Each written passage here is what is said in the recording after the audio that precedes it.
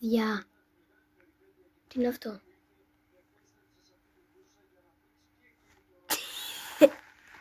Τέλος πάντων, πάμε να σας δείξουμε τα πράγματα που θέλω να σας δείξω.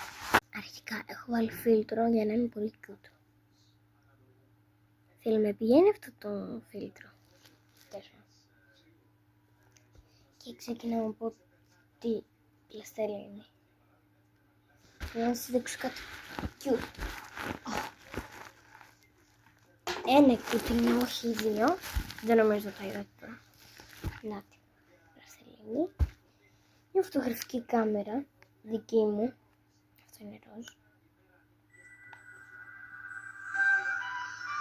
Δεν ξέρω αν φαίνεται.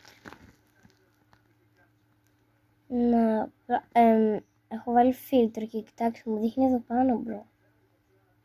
Ωραία, εδώ πέρα είναι για να βγάζω φώτο, εδώ πέρα βίντεο, εδώ πέρα είναι μουσική, εδώ πέρα τεχνολογία, εδώ παιχνίδια και εδώ είναι αυτά που έχω βγάλει.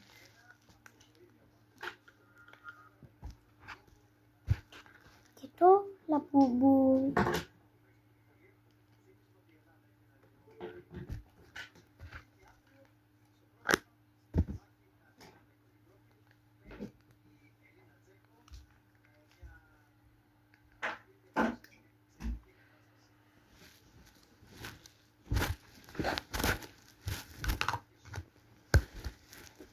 Γεια. Θα μου πεις γεια.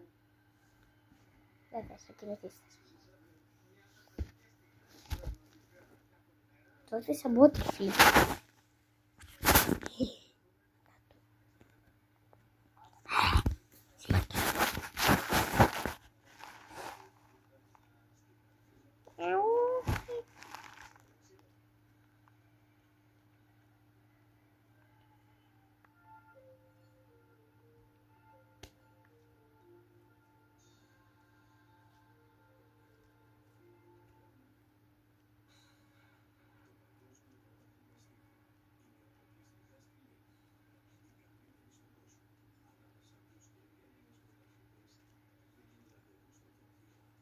Τέλειο.